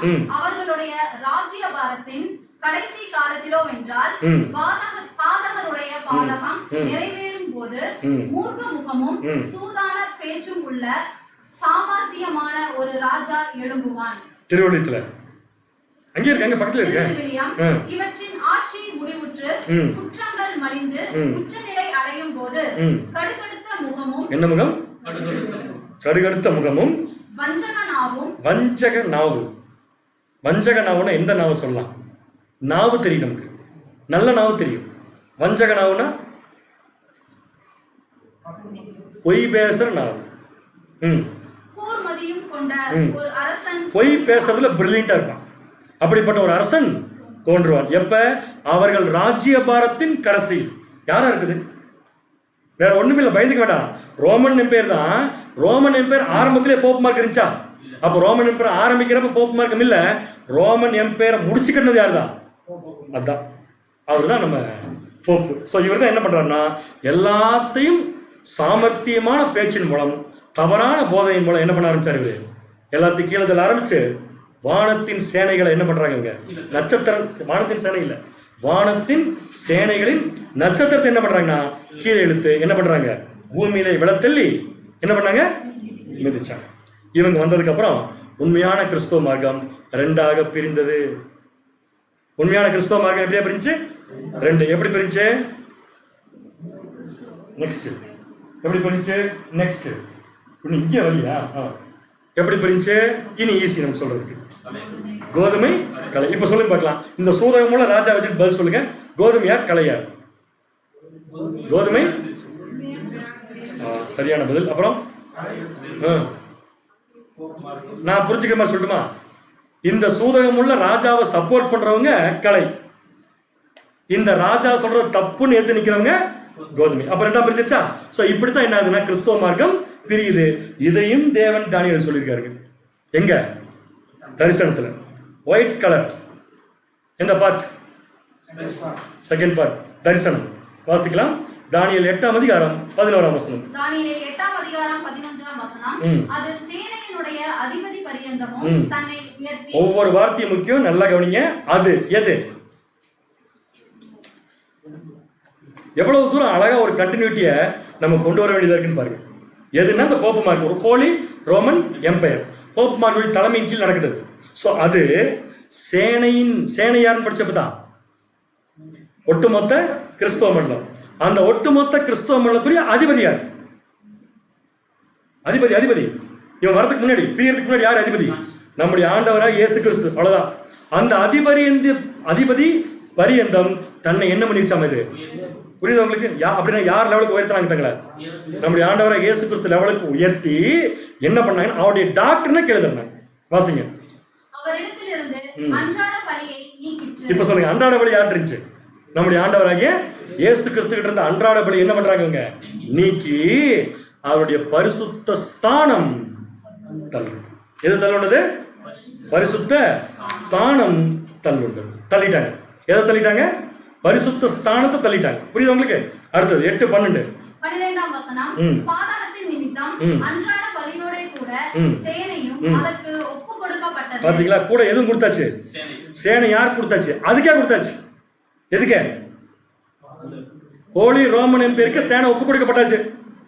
ஆனா இந்த ஹோலி ரோமன் எம்பையர் பரிசுத்த ஸ்தானத்தை தள்ளுது. 2 குரூப் வந்துச்சா? ஒன்னு பரிசுத்த ஸ்தானம், இன்னொன்னு சேனை. ஒன்னு பரிசுத்த ஸ்தானம், இன்னொன்னு சேனை. 2 குரூப் வந்துச்சா? இப்ப சேனை நல்ல குரூப்பா, பரிசுத்த ஸ்தானம் நல்ல குரூப்பா? பரிசுத்த ஸ்தானம். ஏன்னா சேனை என்ன ஆயிடுச்சு? அதுக்கு ஒப்பு கொடுக்கப்பட்டது. அது சத்தியத்தை தரையிலே என்ன பண்ணிச்சாமா? தள்ளிற்று. கிரியை செய்து என்ன அடைந்தது? அனுகூலம். இந்த விளக்கத்தையும் தானியலுக்கு எப்படி அழகா தேவன் சொல்ல பாருங்க. எல்லோ கலர், அங்கதான் ப்ரீவியஸ் எல்லோ கலர். எந்த பார்ட்? விளக்கம். எந்த பார்ட்? Third part. வாசிங்க. தானியேல் 8:24. தானியேல் 8ஆம் அதிகாரம் 24ஆம் வசனம். அவனுடைய வல்லமை பெருகும். எவனுடைய வல்லமை? Holy Roman empire. வல்லமை பெருகும். அவனுடைய சுய பலத்தினால் அல்ல. கண்டிப்பா எதனால பெருகாது? சுய பலத்தினால் அல்ல. அவன் அதிசயமான விதமாக அழிப்புண்டாக்கி அனுகூலம் தான் பெற்றுக்கொள்வான். யாரு? இந்த போப்பு மார்க்கம் யாரோ ஒருத்தர் என்ன பண்ணிக்குவாங்க? அனுகூலம். சொல்லுங்க பார்க்கலாம். யார்கிட்ட அனுகூலம் பெற்றுக்கொண்டாங்க? யாரு அனுகூலம் ஃபர்ஸ்ட் வாங்கினாங்க? Roman empire. அனுகூலம் பெற்று கிரியை செய்து பலவான்களை அழிப்பாங்க, பரிசுத்த ஜனங்களை அழிப்பாங்க. யாரு பலவான், யார் பரிசுத்த ஜனம்? 2 பேருமே அழிப்பாங்க. யாரு பலவான், யாரு பரிசுத்த ஜனம்? யாரு? சேனையா பரிசுத்தனமா? கொரோனாவா? பலவான்களை அழிப்பாங்க, ஜனங்களை அழிப்பாங்க. யார் அது? யாருங்க பலவான்? இப்ப யார் பலவான்? இங்க நம்ம தான். ஏன்னா நமக்கு என்ன பலம் கிடைச்சிருக்கு? சத்தியம். பரிசுத்த ஜனங்கள் யாருங்க? உண்மையான தேவனுடைய பிள்ளைகள். அப்ப உண்மையான தேவனுடைய பிள்ளைகளை இந்த போப்பு மார்க்கம் அழிக்கும். எத்தனை வருஷம்? 1700 உள்ள போது மாதிரி சவுண்டு டவுட் எல்லாம் 1260 வருஷம். டக்குன்னு சொல்லணும். புரியுதா உங்களுக்கு? அடுத்து நெக்ஸ்ட். அவன் 8:25 அவன் தன் உபாயத்தினால் பஞ்சகத்தை கைகூடி வர பண்ணி அத்தனை அட்டொழித்து தானியேலுக்கு புட்டு வைக்கிறார் தேவன். கைகூடி வர பண்ணி இருதயத்தில் பெருமை கொண்டு நிர்விசாரத்தோடு இருக்கிற அநேகரை என்ன பண்ணுவான்? அழித்து அதிபதிகளுக்கு அதிபதியாய் இருக்கிறவருக்கு விரோதமாய் எழும்புவான். தேவனுடைய ஆலயத்தில் போய் உட்கார்ந்து தன்னைத்தானே தேவன் என்று காண்பிப்பான். கிளியரா புரியாச்சு. ஆனாலும் அவன் கையினால் அல்ல வேறு விதமாய் முறித்து போடப்படுவான். எப்படி போடப்படுவான்? தேவன் டைரக்டா வந்து அழிக்க போறது இல்ல. ஆனா என்ன பண்ணிடுவாரு? முடிச்சிருவாரு. எப்படி முடிச்சாரு தெரியுமில்லையா? பிரெஞ்சு புரட்சி வந்துதான் இவங்க ஆதிக்கம் என்னாச்சுன்னு பாத்தீங்கன்னா கம்ப்ளீட்டா டெஸ்ட்ராய். புரியுது உங்களுக்கு? சோ 2 குரூப் வந்தாச்சா? யார் இந்த 2 குரூப்? பரிசுத்த ஸ்தானம், சேனை. நெக்ஸ்ட் பரிசுத்த ஸ்தானம், சேனை. பரிசுத்த ஸ்தானம் யாரு? கோதுமை மணிகள், உண்மையான தேவனுடைய பிள்ளைகள். இந்த டேர்ம் புரியாம 2300 ராப்பகல் என்ன ஆகுது? நமக்கு புரியாது. பரிசுத்த ஸ்தானம்னா கோதுமை மணிகள். சேனை யாருன்னு பாத்தீங்கன்னா கிறிஸ்துவ மண்டலத்தில் உள்ள கலைகள் ஒப்பு கொடுக்கப்பட்டது. கோதுமை மணிகளை அவங்க கீழே போட்டு என்ன பண்ணாங்க? மிதிச்சாங்க. எத்தனை வருஷம் மிதிச்சாங்க? 1260 வருஷம். சேனை கிறிஸ்துவ மண்டலத்துல கலைகள் ஒன்னா சேர்ந்து என்ன பேர் வாங்கிட்டாங்க பாத்தீங்கன்னா த கிரேட் பாபிலோன். இந்த இடத்துல விஷன் நிக்கிறப்ப, தானியேல் விஷன் பார்த்துட்டு இருக்கிறப்ப, தானியேல் எங்க இருக்காரு? உலகை விட்டாங்க. சூசான் அரண்மனையில் இருக்காரு, கரெக்டா? அந்த சூசான் அரண்மனையில் இவர் விஷன் பார்க்கறது இவரே பார்த்துட்டு இருக்கிறப்ப, இவர் எங்க விஷன் பார்த்துட்டு இருக்காரு அந்த இடத்துல இவர் இல்லாம 2 பேர் பேசிட்டு இருக்காங்க. யார் அந்த 2 பேரு தெரியல, ஆனா பேசிட்டு இருக்காங்க. வாசிங்க தானியேல் 8:13. என்ன கலர் அப்படின்னு என்ன அர்த்தம்? தரிசனத்துக்கு வந்தாச்சு. தானியேல் 8ஆம் அதிகாரம் 13ஆம் வசனம். பரிசுத்தவானாகிய ஒருவன் பேச கேட்டேன். ஒருவன் பேச நான் கேட்டேன். யார் கேட்டா? தானியேல். யார் பேசிட்டு இருக்கா? ஏதோ ஒரு பரிசுத்தவன் பேசிட்டு இருக்கான். கேட்டேன். அப்பொழுது வேறொரு பரிசுத்தவான் பேசினவரை நோக்கி. அப்ப எத்தனை பரிசுத்தவன்? 2 பேர். 2 பேரும் பேசிக்கிறத இவர் கேட்கிறார். ஒருத்தர் இன்னொருத்தர் கூட பேசிட்டு இருக்காரு. என்ன பேசிட்டு இருக்காருன்னா, அன்றாட பலியை குறித்தும். எந்த பாயிண்ட் லிங்க் பண்ணியாச்சு? இப்ப அன்றாட பலினா எது? போப்பு மார்க்கம் கீழத்தல்னு அன்றாட பலி. அன்றாட பலியை குறித்து, பால்கடிப்பை உண்டாக்கும் பாதகத்தை குறித்தும். பால்கடிப்பை உண்டாக்கும் பாதகம் யார் பண்ணது? போப்பு மார்க்கம், ஹோலி ரோமன் பேர். அதை பற்றியும், பரிசுத்த ஸ்தலமும் சேனையும் மிதிபட ஒப்பு கொடுக்கப்படுவதை குறித்தும். எத்தனை வருஷம்? 1260 வருஷம் ஒப்பு கொடுக்கப்படுவதை குறித்தும் உண்டான தரிசனம். நல்லா புரிஞ்சுக்கோங்க. இவ்வளவு நேரம் நம்ம பார்த்த அந்த விஷனை 2 பேர் என்ன பேசிட்டு இருக்காங்க. தானியேல் காது கேட்க என்ன பேசிட்டு இருக்காங்க? நீ முதல்ல பார்த்த அந்த ஆட்டுக்கடா, ஓகே, அது போயிடுச்சு. 2வது வந்த வெள்ளாட்டுக்கடா, அதுவும் போச்சு. ஆனா 3வதா வந்து அந்த மிருகம் இருக்கு பாத்தியா, அது சாதாரணமான ஆள் இல்லை. அது என்ன மிருகன்னு பேரே இல்லை. ஆனா என்ன வேலை பண்ணிருக்குது?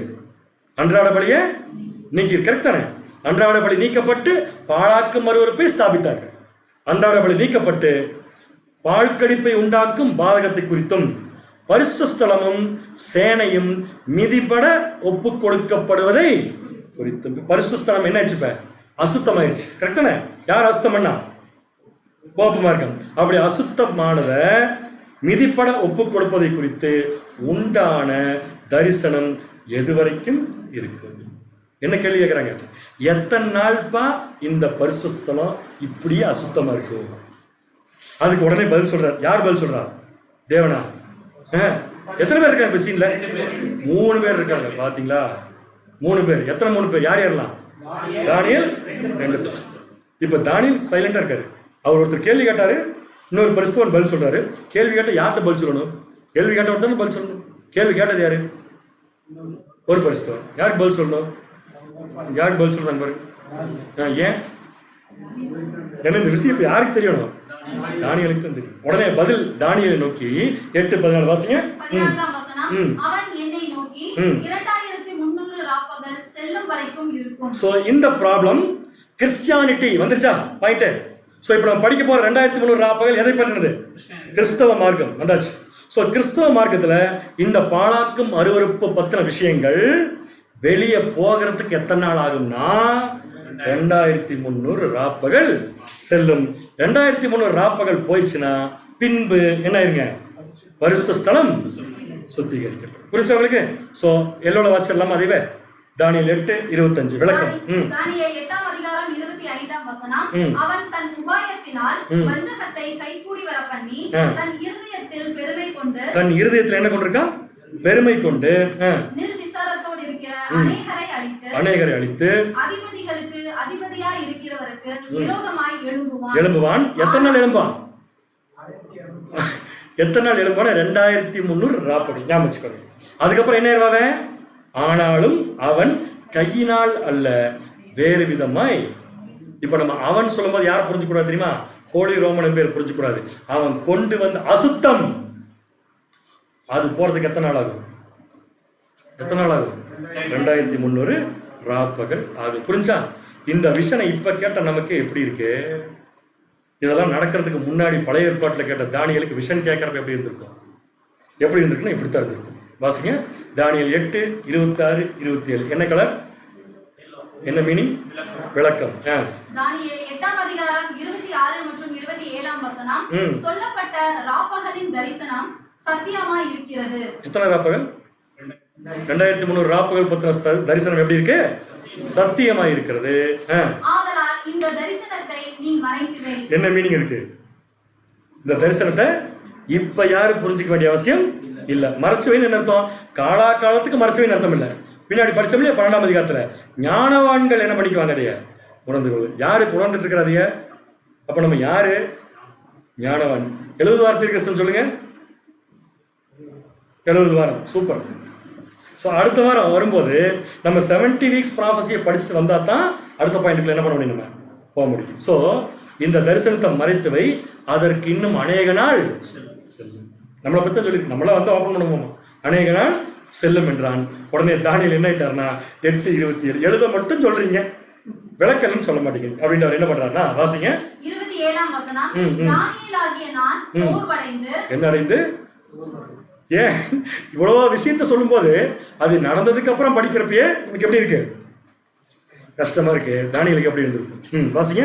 சில நாள் வியாதிப்பட்டிருந்தேன். பின்பு நான் எழுந்திருந்து ராஜாவின் வேலையை செய்து அந்த தரிசனத்தினால் திகைத்துக் கொண்டிருந்தேன். என்ன பண்ணி கொண்டிருந்தேன் அப்படின்னா, ஃபர்ஸ்ட் சோறு அடைச்சிட்டாரு, அப்புறம் என்ன அடைச்சிட்டாரு, அடுத்தது வியாதி அடைச்சிட்டாரு அப்படின்னு என்ன மீனிங் புரிஞ்சுக்கலாம்? முடியல அவரால், அந்த அளவுக்கு ஒரு வியாதி அடைச்சிட்டேன். அதுக்கப்புறம் வியாதியில் இல்லை, மறுபடியும் என்ன பண்ணிட்டாரமா, பின்பு நான் எழுந்திருந்து ராஜாவின் வேலையை போய் என்ன பண்ண ஆரம்பிச்சிட்டேன், செய்ய ஆரம்பிச்சுட்டு எந்த வேலை செஞ்சாலும் எனக்கு அந்த ஞாபகமே வந்துட்டேன். எந்த ஞாபகம்? 2009 என்னமோ சொன்னார், ஒரு ஆட்டுக்கால வந்துச்சு, கொம்பு வந்துச்சு, உடஞ்சுது, அதை பத்தி நான் என்ன பண்ணிருக்கேன், திகைத்துக் கொண்டிருந்தேன். ஒருவரும் அதை பத்தி என்ன பண்ணல அப்படின்னு என்ன மீனிங்? இந்த தீர்க்க தரிசனம் எங்க ஆரம்பிக்குது எங்க முடியுதுங்கிறத தேவன் 8ஆம் அதிகாரத்துல என்ன பண்ணல சொல்லல. ஆனா 8ஆம் அதிகாரத்துல என்ன சொல்லியிருக்காரு, இப்படி ஒண்ணு இருக்குன்னு சொல்லியிருக்காரு, இப்படி ஒண்ணு இருக்கும். சோ எதுல இருந்து ஆரம்பிக்குது எதுல இருந்து முடிஞ்சிருக்கு அப்படிங்கிற விஷயத்த தேவன் 8ஆம் அதிகாரத்துக்குள்ள சொல்லினா கண்டிப்பா எந்த அதிகாரத்துக்குள்ள தான் சொல்லியிருக்கணும், ஏதோ ஒரு அதிகாரத்துக்குள்ள சொல்லியிருக்கணும் இல்லையா? கண்டிப்பா வெளிப்படுத்தாம இருக்க மாட்டார். சோ அது எந்த அதிகாரத்துக்குள்ள இருக்குங்கிறத நான் இப்போ சொல்ல மாட்டேன். ஆனா யாரும் இப்படி நினைச்சிட வேண்டாம். எப்படி நீங்க பேலன்ஸ் விட்டுருக்கிறது எந்த சாப்டர் மட்டும் தான்? 8ஆம் அதிகாரத்தில் எது பேலன்ஸ் வச்சிருக்க பண்ணுங்க. ஐயோ முதல்ல எதெல்லாம் படிச்சோம்? வசனம் 1 to 2 படிச்சிட்டோமா? படிச்சிட்டோம். வசனம் 3 to 12 படிச்சோமா? என்ன படிச்சோம்? அதுல தரிசனத்தை படிச்சோம். வசனம் 21 27 படிச்சிட்டோமா? படிச்சிட்டோம். விளக்கமா படிச்சிட்டோமா? படிச்சிட்டோம். 13 20 படிச்சிட்டோமா? படிச்சிட்டோமா? ஒரே மாதிரி தலையாடும் படிக்கல. அதுக்குள்ளதான் என்ன இருக்கு? 2300 ராப்பகல். ஸோ நீங்க என்ன நினைச்சிட வேண்டாம், 2300 ராப்பகல் ஆரம்பிக்கிற இடம் முடிகிற இடம் 8ஆம் அதிகாரத்துக்குள்ள 13 to 20 இருக்குன்னு என்ன பண்ணிக்க வேண்டாம், நினைச்சுக்க வேண்டாம். ஏன்னா கடைசியை முடிக்கிறப்ப தானியேல் எப்படி முடிச்சாரு? ஒருவனும் அதை அறிய, அப்படித்தானே முடிச்சாரு. ஒருவனும் அதை அறியலைன்னா 8ஆம் அதிகாரத்துல 13 to 20 இன்ஃபர்மேஷன் இருக்கு. அதையும் படிச்சுட்டு 2300 ராப்பகல் எங்க ஆரம்பிக்குது எங்க முடியுதுன்னு படிச்சா மட்டும்தான் 2300 ராப்பகல் விளங்கும். ஸோ இந்த வாரம் ஒன்று விளங்கிருச்சு. என்னது? 2300 ராப்பகல் ஒன்று இருக்குன்னு விளங்கிருச்சுக்கிறீங்களா? ஸோ அப்போ 2300 ராப்பகல் எங்க ஆரம்பிக்குது எங்க முடியுது அப்படிங்கிறத பத்தி வருஷத்தோட கண்டுபிடிக்கிறதுக்கு நாம் என்ன பண்ணலாம்? 2ஆம் பகுதியை நாம் பார்க்கலாம். ஸோ 2ஆம் பகுதி எங்க இருக்கு அப்படியே தொடர்ந்து பார்க்கலாமா? நான் ரெடி, நீங்களும் ரெடி? சரி, ரெடி தான் தெரியுது. ஸோ வசனத்தெல்லாம் ஞாபகம் வச்சுக்கோங்க, நான் சொன்ன இன்ஸ்ட்ரக்ஷன்ஸ் ஞாபகம் வச்சுக்கோங்க. நீங்கள் வீட்டில் படிச்சுட்டு வர வேண்டிய முக்கியமான விஷயம் எது? 70 வார தீர்க்கதரிசனம், கரெக்டா? அதனுடைய விளக்கம் ஷார்ட்டாக பார்த்துட்டு அப்புறம் தான் உள்ள போக முடியும், சரிங்களா? ஸோ அடுத்த வாரம் தொடர்ந்து நாம் தேவனுடைய சத்தியத்தோடு சந்திப்போம். தேவன் தாமே நம் அனைவரையும் ஆசீர்வதித்து வழிநடத்துவாராக. ஆமாம்.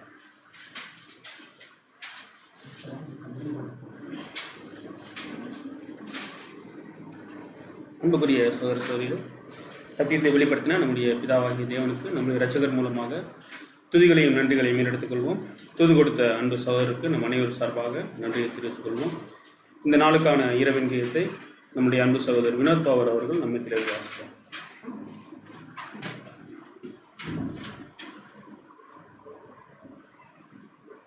இன்றைய நாளுக்கான இறைவன் இறை கீதங்கள் ஜூன் 26, எபேசியர் 1ஆம் அதிகாரம் 11 மற்றும் 12 வசனங்கள். மேலும் கிறிஸ்துவின் மேல் முன்னே நம்பிக்கையாயிருந்த நாங்கள் அவருடைய மகிமைக்கும் புகழ்ச்சியாய் இருக்கும்படிக்கு தமது சித்தத்தின் ஆலோசனைக்கு தக்கதாக எல்லாவற்றையும் நடப்பிக்கிற அவருடைய தீர்மானத்தின்படியே. இதற்கான விளக்கம்: தேவன் ஏன் கிரியை காட்டிலும் விசுவாசத்தை சோதிக்க வேண்டும் என்கிற கேள்வி இயற்கையாகவே எழுகிறது. எந்த செயலாகிலும் அதை நடப்பிக்கிறவருடைய தகுதியை பொறுத்தே இருக்கும். ஆதாம் பூர்ணமாக சிருஷ்டிக்கப்பட்ட போதிலும் விழுந்து போனதினாலே விழுந்து போன மனுக்குலம் பூர்ண கிரியைகளை செய்ய தகுதியுள்ளவர்கள் அல்ல. தற்கால அபூர்ண நிலையில் இருக்கும் யாவரும் நீதியிலோ ஞானத்திலோ அன்பிலோ பூர்ணராக இருக்கவே முடியாது. எனவே தேவன் தம்முடைய ஞானத்திலும் அன்பிலும் நம்முடைய கிரியைகளை சோதிக்காமல் நம்முடைய விசுவாசத்தை மட்டும் சோதிக்கிறார். நம்முடைய நம்பிக்கையும் விசுவாசமும் அவருடைய வாக்கு தத்தங்களிலும் ஞானத்திலும் அன்பிலும் நிறைந்திருக்க வேண்டும். இவற்றில் நாம் சந்தேகப்படுகிறவர்களாக இருப்போமானால் நாம் அடிப்படை நம்பிக்கை இழந்தவர்களாக இருப்போம். நாம் விழுந்து போன நிலையிலே இருக்கிறோம்.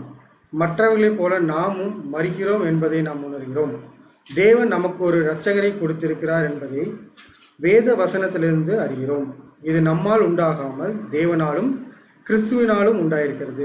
எனவே ஆரம்பம் முதல் முடிவு வரை அறிந்த தேவன் தமது சித்தத்தின்படியே எல்லாவற்றையும் நடப்பித்து ஏற்ற காலத்தில் பூமியிலே நீதியை தீர்மானிப்பார் என்று நமது விசுவாசம் உறுதி கூறுகிறது என்பது ஆகும்.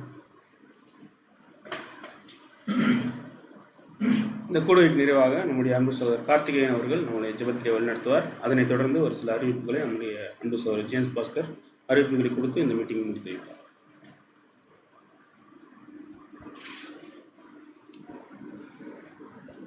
ஜெபம் செய்வோம். வானாதி வானங்களில் விட்டிருந்து இந்த பூமியில் உள்ள உங்களுடைய பிள்ளைகளாக எங்கள் அன்போடு வழிநடத்தி வருகிறதான் எங்கள் அன்பின் பரிசுத்தமுள்ள பரமத்தகப்பனே, மீண்டுமாக உங்களை நோக்கி துதிக்கும்படியாக தந்தைக்காக நன்றி அப்பா. அன்பின் பிதாவே, இது அந்த கடைசி காலத்திலே வாழ்ந்து கொண்டிருக்கூடிய எங்களை எல்லாம் தேவன் தாமே நீர் உங்களுடைய சத்திய வசனத்தினாலே எங்களை எல்லாம் எனக்கு கடைசி கால சத்தியங்களை எல்லாம் தேவரி தாமே எங்களுக்கு வெளிப்படுத்தி வருகிறப்பா. நாங்கள் சத்தியத்தை பெற்றுக்கொண்ட நாங்கள் வெறுமனே அதை நாங்கள் ஒரு காதில் வாங்கி மறு காதில் விட்டுவிடாதபடி எங்களுடைய மனதில் வைத்து எங்களுடைய கிரைகள் மூலம் நாங்கள் வெளிப்படுத்தோம். தேவன் தாமே எங்களுக்கு ஞானத்தையும் உங்களுடைய பரிசுத்தையும் பரலோகத்தையும் சம்பூர்ணமாக தகுந்தமாக இந்த ஜெயிக்கும் தோப்பனே. இந்த சத்திய பாடங்கள் எல்லாம் எங்கெங்கே இருந்து கேட்டுக்கொண்டிருக்கிற உங்களுடைய பிள்ளைகளாகிய ஒவ்வொருவரையும் தேவன் தாமே ஆசீர்வதித்து அவர்களுடைய குறைகள் எல்லாம் கிறிஸ்தியசுக்களாக நிறைவாக்க வேண்டுமா ஜெயிக்கும் தோப்பனே. எங்களுடைய வாயிலிருந்து சொல்லுகிற முன்பாகவே எங்களுடைய தேவை இல்லை என்பதை நன்கு அறிவிக்கிறப்பா. நாங்கள் கேட்டு பெற்றுக்கொள்ளும்படியாக ஒரு குறையும் இல்லை தோப்பனே. இன்னும் அதிகமாக நாங்கள் சத்திய வசனங்கள் எல்லாம் கேட்கவும் அதன்படி வாழவும் தேவன் தாமே நீர் எங்களெல்லாம் வழிநடத்த வேண்டுமா செய்யும் தோப்பனே. மீதியான காலங்கள் மேலும் சமூகத்தில் தாழ்த்து பிடிக்கிறோம்ப்பா. மீண்டுமாக உங்களுடைய சமூகம் நோக்கி வரும் வரை உங்களுடைய நேசக்கரமே எங்கள் ஒவ்வொருவருக்கும் வழிநடத்த வேண்டுமா எங்களுடைய கர்த்தரும் ரட்சகருமா இருக்கக்கூடிய இயேசு கிறிஸ்துவின் வழியாக ஜெயிக்கிறோம்.